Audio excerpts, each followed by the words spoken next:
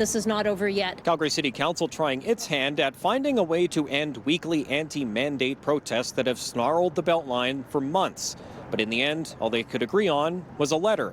A letter will be sent to the police commission trying to find some greater clarity on how officers plan to enforce the demonstrations. There are very clear roles and responsibilities, and council's role is incredibly limited.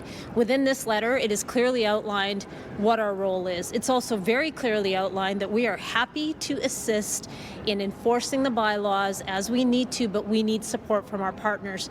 This letter is also incredibly important because it voices the concerns of Beltline residents and businesses, and that is probably the one thing that has been ignored and not heard for all of this time. There was an attempt from Councillor Jennifer Winus to create a public hearing where demonstrators could come to City Hall and voice their grievances. That received a lot of pushback.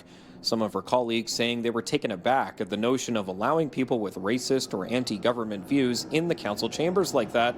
And in the end, the motion was withdrawn.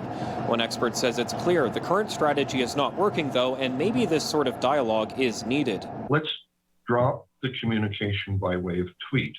Let's hold town halls where the police are there, where our the ward councillor is there, maybe the chief of police is there.